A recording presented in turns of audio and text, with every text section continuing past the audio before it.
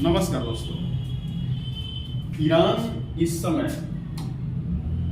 Asia में और ऐसा कहिए कि पश्चिम एशिया में एक बहुत बड़ा उभरता हुआ विलेन का काम कर रहा है। एशिया में जो अशांति का कारण बन रहा है उसके पीछे ईरान की महत्वाकांक्षा है।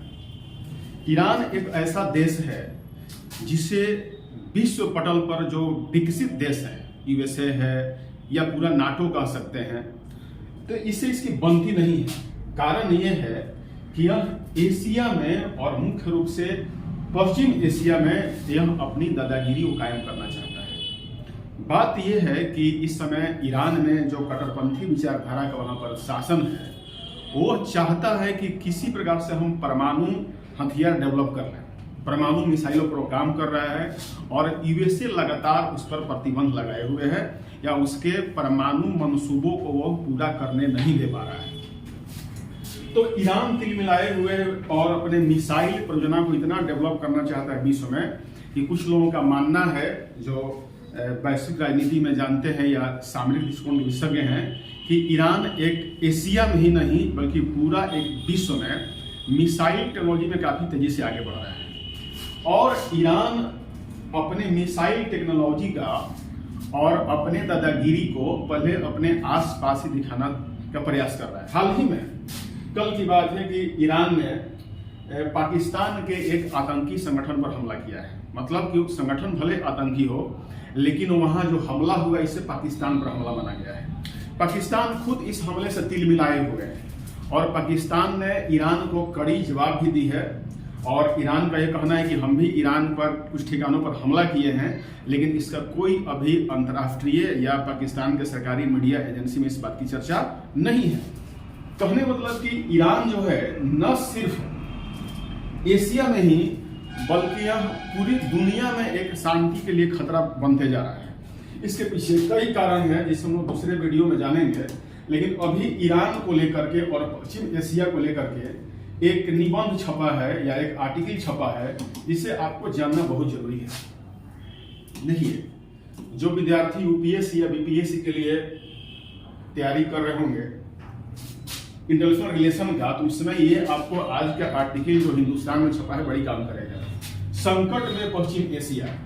अब पश्चिम एशिया संकट में क्यों है, तो इसके पीछे एक जानिए आर्टिकल इस बारे में। इजराइल और हमास के बीच युद्ध के चलते पश्चिम एशिया की शांति एवं स्थिरता को लेकर जो संकट पैदा हुआ था वह अब और गहराता दिख रहा है। मतलब कि इजराइल और हमास के बीच जो एक संकट पैदा हुई पश्चिम एशिया में, वो और गहरा होते जा रहा है। इसके पीछे ईरान का हाथ है। हमास का समर्थन करने के नाम पर यमन के एक हिस्से पर काबिज हाउती विद्रोहियों ने, एक विद्रोही संगठन है हाउती, लाल सागर से गुजरने वाले जहाजों को जिस तरह निशाना बनाना शुरू किया, उसके चलते अमेरिका और ब्रिटेन को उनके खिलाफ मोर्चे खोलना पड़ा।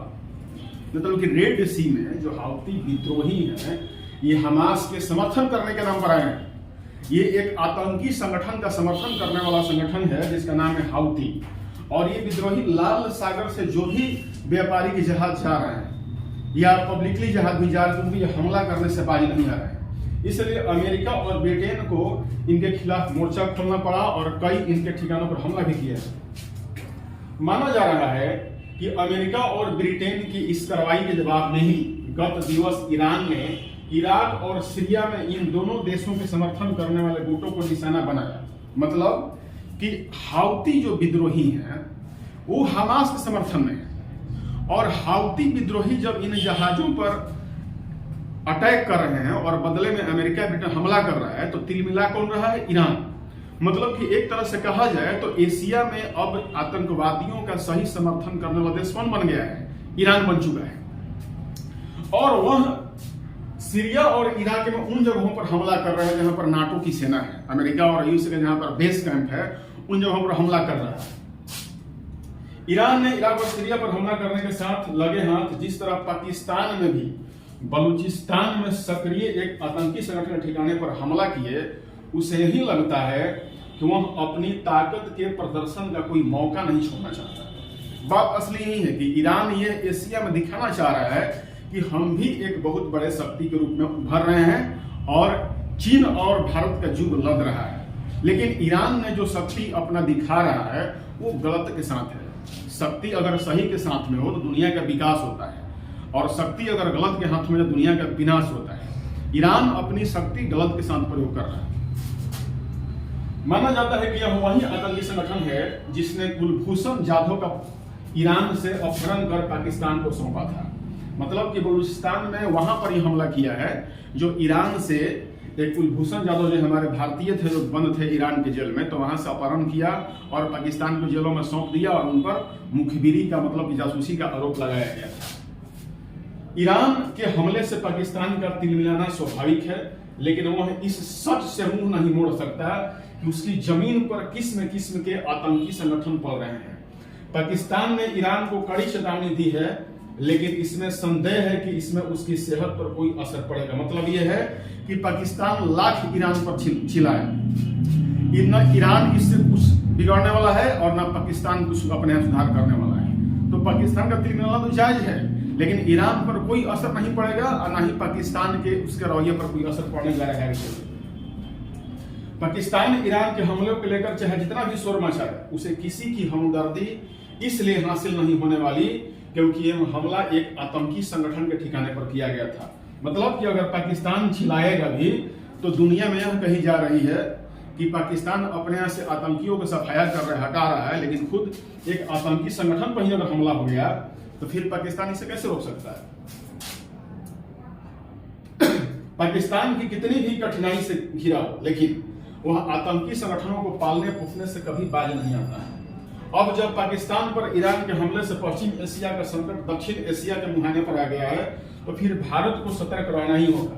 वैसे तो भारत और ईरान के संबंध सामान्य हैं और पिछले दिनों भारतीय विदेश मंत्री वहां गए भी थे, लेकिन इसकी अनदेखी नहीं की जा सकती कि लाल सागर में जो हाउती विद्रोही समुद्री व्यापार के लिए संकट पैदा कर रहे हैं, उन्हें ईरान का वैसा ही खुला समर्थन हासिल है जैसे इजराइल को मिटाने के सनक से ग्रस्त गाजा में सक्रिय हमास और लेबनान में असर रखने वाले हिजबुल्लाह को है। मतलब कि हाउती विद्रोही को बिल्कुल ही खुले तौर से ईरान समर्थन कर रहा है, और जब हाउती विद्रोहियों के ईरान समर्थन कर रहा है और भारत से दोस्ती बनाया हुआ है और भारत का जहाज अगर रेड सी से जाकर के व्यापार करने जा रहा है, तो ये कैसे समर्थन?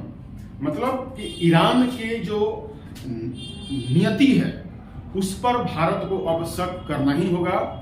और ईरान से जो हम कहते हैं कि पुराना दोस्त है, ईरान कोई किसी का दोस्त है नहीं। वो अलग बात है कि हमारे राजनयिक और हमारे विदेश मंत्री को यह बात अच्छी तरह मालूम है कि ईरान पर हम लोग कभी पूरी तरह विश्वास कर ही नहीं सकते। तो ऐसे संगठनों को उसको उकसा रहा है ईरान, पश्चिम एशिया की शांति के लिए खतरा बन सकता है। मतलब कि ईरान जितने भी लगभग आतंकी संगठन है पश्चिम एशिया में, इन सभी को वह उकसा रहा है। और मतलब वही है कि भाषमासुरों को जब आप एनर्जी देंगे तो वह क्या करेगा। ईरान एक ऐसे मुहाने पर आकर खड़ा हो चुका है कि वह दुनिया के नजर में किरकिरी बनता जा रहा है, खासकर नाटो और भारत भले ही खुले मन से कुछ नहीं कहे, लेकिन ईरान की जो नीतियां हैं वो पूर्णतः भारत से अब मेल नहीं खा रही हैं। और ईरान चाहता है कि कैसे पश्चिम और दक्षिण एशिया में शांति को भंग करके वह अपना शक्ति प्रदर्शन करे। तो इस दिशा में वो अपना कदम बढ़ा चुका है पाकिस्तान पर हमला करके। पाकिस्तान पर बलूचिस्तान में जो हमला हुआ है, बलूचिस्तान के अधिकांश लोग जो है वो भारत के समर्थन में खुल के आ रहे हैं और अलग बलूच राज्य की मांग कर रहे हैं, अलग बलूच देश की मांग कर रहे हैं। तो ऐसे कंडीशन में वहां पर ईरान का हमला यह दर्शाता है कि ईरान चाहता है कि क्षेत्र में शांति कायम नहीं। यदि उसने हाउती विद्रोहियों को लाल सागर में समुद्री जहाजों पर हमले करने से रोका नहीं, तो इससे दुनिया के अन्य देशों के साथ भारत के आर्थिक हितों को भी नुकसान पहुंचाया जा सकता है। भारत को सुनिश्चित करना होगा कि ऐसा न होने पाए, इसके लिए उसे समुद्र में अपनी सैन्य ताकत भी बढ़ानी होगी। तात्पर्य यह है कि ईरान अब पश्चिम एशिया के साथ साथ दक्षिण एशिया में भी अपने मोर्चे खोल रहा है, और वह मोर्चा खोलना चाहता है आतंकी संगठनों के ठिकानों के माध्यम से। पाकिस्तान एक ऐसा देश है कि अब यह नहीं कहा जा सकता कि सिर्फ पीओके ही आतंकी संगठन है, बल्कि पाकिस्तान के एटबाबाद में भी आपने देखा था उस्मा बिन लादेन को मारते हुए। तो पाकिस्तान का ऐसा कोई भी क्षेत्र नहीं है जहां पर आतंकियों का पनाह नहीं है। तो मिला जुला करके एशिया महादेश में ये साउथ ईस्ट एशिया और प्लस वेस्ट एशिया एक ऐसे जगह लगभग अब बनते जा रहे हैं कि एक तरफ साउथ ईस्ट एशिया में चीन घुसकर इन लोगों को भारत के प्रति उकसा रहा है। मलेशिया हो, इंडोनेशिया हो, थाईलैंड हो, इन सभी जगहों पर पाकिस्तान चीन जो है जिस तरह इन देशों को आर्थिक गुलाम बना रहा है, यहाँ तक कि हाल ही में देखा गया कि अभी मालदीव को भी चीन जिस तरह से सपोर्ट करके उसे अपना आर्थिक गुलाम बनाने की दिशा में पहल कर रहा है, तो इसी स्थिति को फायदा उठाते हुए ईरान भी चाहता है कि एशिया के ऐसे कमजोर देश या जो लगभग अशांति के क्षेत्र बने हुए हैं वहां पर वह हमला करके अपनी दबदबा कायम करना चाहता है। तो इस प्रकार ईरान जो है न सिर्फ वह पश्चिम एशिया में बल्कि साउथ ईस्ट एशिया में भी शांति का खतरा बन सकता है। अगर हम लोग देखेंगे यहाँ पर ये ईरान जो है ठीक छोटा देश कुवैत है, नीचे बहरीन है, कतर है, तो ये ईरान की सीमा अफगानिस्तान, पाकिस्तान और ऐसे सऊदी अरबिया एक ऐसा है कि वो लगभग कभी ईरान के न झांसे में आता है और न कभी ईरान कुछ कर सकता है। लेकिन बाकी जो छोटे देश हैं खास जो ईरान से सटे हुए, वो सभी जगह ईरान अपनी दबदबा अब दिखाना शुरू कर दिया है और वहां अपनी शक्ति का प्रदर्शन करके उन देशों को अपनी बातों को मनवाने के लिए हर एक दिशा में वो प्रयास कर रहा है। एक लाइन में कह सकता है कि एशिया में जो खतरा चाइना को लेकर के था, एक दूसरा जो ध्रुव बन रहा है वो ईरान का ध्रुव बन रहा है। मतलब कि एशिया को खराब करने के लिए, एशिया में शांति की व्यवस्था को खत्म करने के लिए एक तो पहले से चीन था ही और दूसरा एक अब ईरान उभर रहा है, एक पूरब में और एक पश्चिम में। तो इस समय में भारत को अपनी विदेश नीति और रणनीति ऐसी बनानी चाहिए जिससे भारत के हितों को नुकसान न पहुंचे। और भले ही भारत ने हमेशा तटस्थ रहने की नीति बनाई है, लेकिन ऐसे विद्रोहियों, हाउती जैसे विद्रोहियों और ईरान जैसे देशों को सबक सिखाने के लिए उसे नाटो के साथ अपनी सहमति बनानी ही चाहिए। भले ईरान हमारा पुराना दोस्त है, हम लोगों ने ईरान से कई व्यापारिक समझौते करके रखे हुए हैं, लेकिन जिस तरह से चबहार पतन को लेकर के ईरान और भारत के बीच में खींचतान हुई, उसे ईरान के दोस्ती पर हम लोग कभी निर्भर नहीं सकते और उस पर हमेशा हम लोग सख्त दृष्टि से देखना ही पड़ेगा। इसलिए ईरान एक ऐसा देश है जो इस समय पूरे एशिया में ईरान नहीं ईरान है, पूरे एशिया में जिस तरह से शांति के लिए खतरा उत्पन्न हो रहा है, तो भारत को बिल्कुल ही अपने हितों को ध्यान में रखे ईरान से फेस टू फेस कुछ ऐसे समझौते करने चाहिए जिससे भारतीय हितों का भी नुकसान न हो। ये एक जरूरी बन चुका है।